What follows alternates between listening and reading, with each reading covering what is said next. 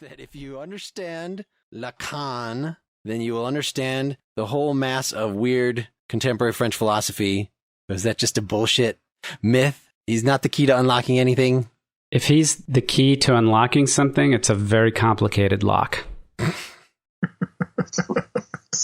It's also an obscure lock.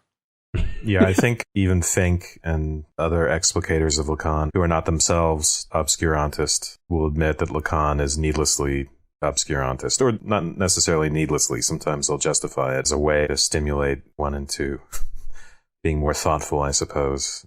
Part of the problem is because he has an idiosyncratic way of writing and set of terms, you run into the same problem that I would run into with reading Kant for the first time, where he has all kinds of technical terms. And so you end up just sort of kludging them all together. And you have the same thing with Hegel.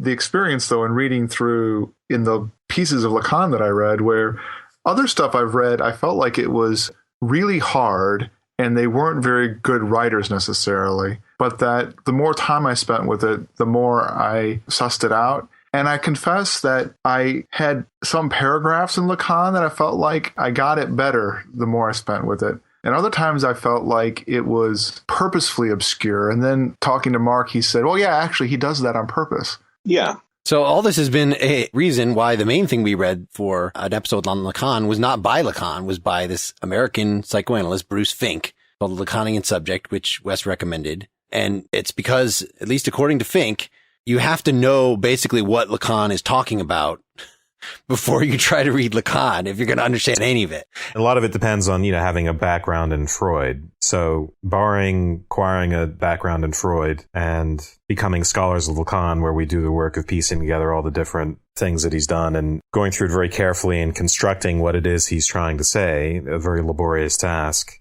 We're left with relying on someone who's done that to some extent. What's our way in on this?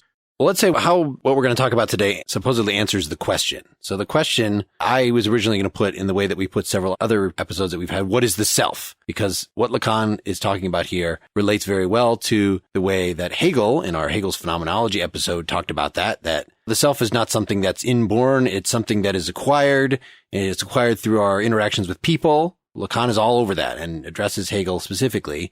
And then we did the Buber episode more recently, which sort of added to that the idea of it's not this struggle to the death like Hegel thought. It's love. It's the mother's love. It's these real connections that we form with people. And that's how we get a sense of self in the first place, or at least an authentic sense of self, as opposed to a very surface level, unreflective sense of self. Buber and Hegel, you might just think are sort of dabblers in this area. Lacan takes this as his main quest through his career, seemingly. However, when I threw out the question, what is the self, to Wes right before we started, he said, no, we got to say, what is the subject? Because that's the title here, the Lacanian subject. Anybody who knows Lacan will say, self, that doesn't capture subject. So yeah, and then there's a movement in psychoanalysis called self-psychology, which is its own thing. And so this gives us a good entry point into talking about Lacan. One of the things he's pivoting off of is Freud's notion of ego. The way Freud actually wrote that was, so Freud wrote about this sort of tripartite division of the psyche, the ego, superego, and the id. And originally in the German, he uses the Ich, the I, for ego. It ended up being translated as ego, but some would argue unhelpfully, because there's a more down-to-earth quality just to saying the I. And then the superego was the Über-Ich, and then the id was their Es, the it. This undefinable part. Yep. Psychoanalysts after Freud were focused on their conception of the psyche really centered on the ego. You started out with the id, which was associated with all this chaotic set of impulses, the id. And then the way Freud describes it, the ego actually is sort of a skin that develops out of the id in the way the id brushes up against the world, especially because of the fact that you can't have what you want all the time, the reality principle. And then the superego is associated with societal prohibitions on top of that. So the ego helps you navigate the world, basically. It's associated with things as simple as perception and motility, but also rationality and decision-making processes.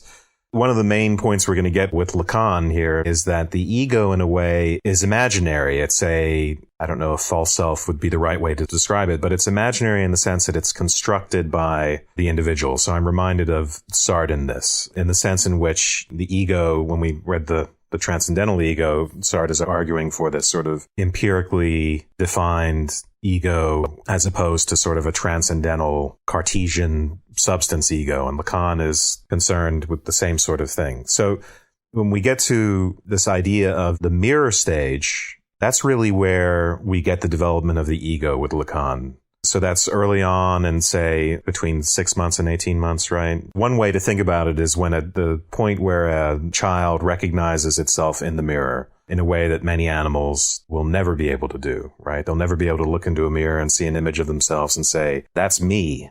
Of course, we don't have to take that literally. It's not like that for the mirror stage to happen developmentally. We need a mirror, or that if you're blind, you're screwed or something like that. The mirroring happens through another human being in the way that we partly talked about with Hegel. But what's critical is that through some way or another, we basically come to have a conception of ourselves. And it's false in the sense that it's constructed to attribute to ourselves a wholeness that we don't really have. So in the case of the mirror image, say a child who is not yet fully mobile, is sort of stumbling around and in some way is coming out of a feeling of fragmentation from earlier on, like, an infant who sort of takes their fist and gnaws on it or is sort of impressed by their own arm. It's unclear how integrated that their conceptions of themselves is. But when you see yourself in a mirror, you see a whole. You have this integrated conception. The Lacanian idea is that this idea of a substantial, integrated ego self is based upon that. It's constructed out of that mirroring moment. But it's not the subject. The subject will turn out to be something else. So is it easy to say in what way that is different from Freud's ego? Freud says a little bit about the development of the ego, but not a lot. He has some very nice metaphors for talking about that development, but in kind of abstract terms. Freud will think very abstractly about what it means, for instance, to go from a symbiotic relationship with a mother or an early caretaker, which is almost to the point where you don't make a distinction between yourself and the other. You're almost merged. And then this sort of gradual sense of developing an idea that the mother is separate, for instance. And that idea is developed critically out of frustration and her absence, which will become important to Lacan and to symbolization, because the development of symbols is first and foremost a development of a fantasy which serves as a substitute gratification for what's really there, right? A symbol is a substitute for what's real. And early on, the theory is that substitution is like a thumb sucking. It's like something that gives you some sort of indirect gratification when you can't have the real thing. So the mother's absence, the first thing you learn how to symbolize or to signify in Lacan's terms is the mother. You learn to signify her because of her absence. She's gone, and so the signifier stands in her place. Wes, were you talking about Freud or Lacan there? Well, I'm trying to get at how the Freudian concept of the ego differs. As far as I can tell, Lacan is a sort of elaboration of Freud. Freud isn't telling us where the subject, in this sense, resides. Although right. I think Lacan is reacting to a tradition that came out of Freud in America and England of what's called ego psychology, where the therapeutic goal is to strengthen the ego. The analyst becomes a powerful parental figure to the analysand. They become someone with whom the analysand can identify and therefore strengthen their ego to function better according to societal expectations. That's not necessarily Freudian. I don't think Lacan would never say, oh, yes, that's Freud, but that is a tradition. That's one of the traditions that came out of Freud. And that's what Lacan is reacting against. So I don't think he's reacting against specifically the Freudian concept of ego, which is abstract enough to be put to a number of different purposes. He's reacting against this specific Anglo-American tradition of thinking of the ego as the locus of the psychoanalytic cure, whereas for Lacan, it'll be much different. Before we go on, I think we need to tell our audience why it is that you in particular among us are running off at such great length about this, that you've been forced to spend quite a bit of time with Lacan and Freud, etc.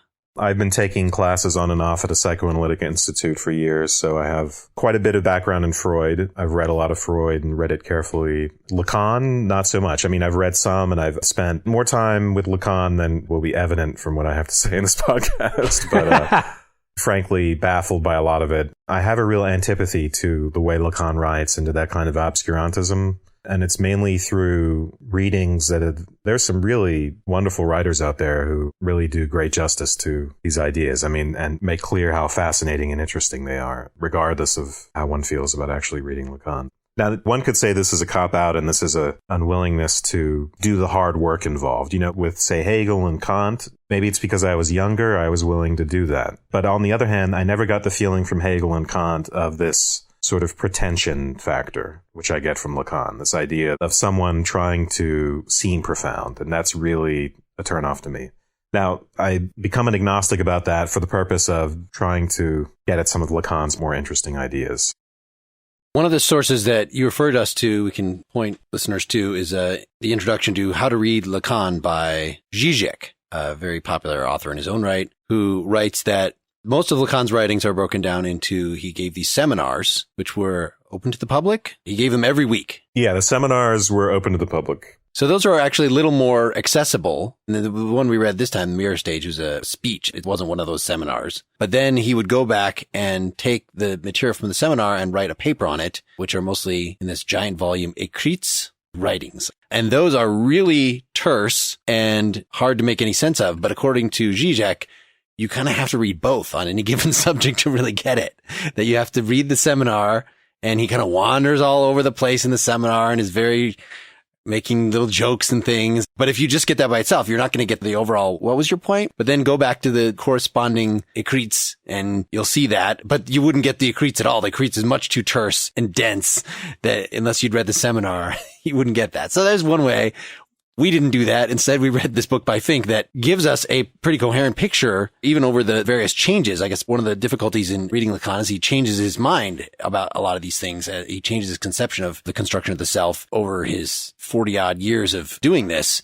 And so Fink gives us what he admits is an almost artificially coherent single picture of the psyche that it's not anywhere near as simple as Freud's id, ego, superego. There you go. And Lacan has no simple formula like that, but it's at least something that we can sketch out. I stubbornly tried to start with the subversion of the subject and the dialectic of desire and the Freudian unconscious, which is one of these papers from Écrits. It's one of those things that you read through, and as you skip along, there are sentences or sections of sentences that you can understand. And the rest of it, he makes these diversions as well as these flourishes that I think obscure is a good word for it. I can see in reading it why someone who has more patience and maybe why a person might be attracted to it. Mark and Wes both tried to say, look, you're going to have to read something else besides Lacan, because I was stubbornly saying, let's just read Lacan. Because I've never read him before, and I'm a big advocate of just reading the damn stuff that people write. And I felt like, well, how bad can it really be? Turns out it can be pretty fucking bad. So I acquiesced in the end. I started reading this thing, and You were beaten into submission. I say, by all means, take a shot at it. There are a couple things that I'm sure we'll put as links on the website that give you a taste of it. Like there's this interview that we got linked to from 57 that was, you could imagine actually that he could speak to a human being, which you don't get the sense when you read his papers. That being said, the Fink book is actually extremely well written and readable, and that if he's really presenting a structure of Lacan's thought, it's fascinating and interesting and coherent. And if Fink is recreating an edifice around fragments of coherence, like he's working with Heraclitus or something, then it's a different story. But whichever way it is, it's an impressive work. Yeah. Yeah, man, I'm willing to give the whole thing the benefit of the doubt in saying that it presents an interesting problem to talk about his style of writing and his style of communication and what effect that has. The argument is that it sort of matches Lacan is right, trying to create desire. I guess creating confusion can create desire. That's one of his therapeutic differences with, say, an ego psychologist, or at least the difference that he claims. So when we say the subject, is decentered, which is a famous sort of Kantian thesis. That's to say that the center goes from being the ego to being the unconscious. I did my usual extensive amount of repetitious note-taking, and I feel like I've got some things I could throw out there to give us an entry point. Go ahead. Well, starting with Fink's book on the Lacanian subject, Lacan apparently had a fairly famous and mystifying quote, something he would say over and over again, which is, "The unconscious is the language of the other." And Fink spends a little time explaining what that is, and I think it's worth probably delving into that. Fink asks us to think about slips of the tongue, like you accidentally say, "I have to go walk the dog," right? Or something like that. And following Freud, Lacan wants to say that type of thing is not accidental, or at least not meaningless. It's not simply an accident. Instead, it has somehow significance. And Freud interprets it one way, and Lacan thinks that what that really is sort of like the term that is frequently used is eruption, but it's really sort of a breaking through of the conscious control of the ego in this underlying thing, which is called the unconscious. So it's like something speaking through from the unconscious into the conscious, breaking through into consciousness. Yeah, often case that can be an outlet for a repressed impulse. I think the example that Fink gives is someone who says, "I know that in my relationship with my father, there was a lot of tension. And I think it came from the fact that he was working too hard at a schnob he couldn't stand and took it out on me." So someone says schnob instead of job. And then most people will say, well, that's just a slip. It's a meaningless slip. But Freudian would say that there's a possible significance there having to do with, say, repressed impulses. So it's an unintentional release of something that's been repressed in language. And so in that way, it's analogous to what happens in dreams, and it's analogous to a symptom. It's a return of the repressed and an unintentional escaping of it. So the theory here is that it could be that the eldest child in the family, the older brother or sister of the speaker, is a snob, and the speaker thinks that their father doted on that older sibling excessively. And then there's the association to the word schnoz, the father's nose, which the speaker was afraid of as a kid. Basically, the idea is that there's this chain of associations in the unconscious where you can have an impulse that you don't want to admit to yourself, say anger at a sibling or anger at a father, and it can be displaced onto something else, and it comes out in that form. Right.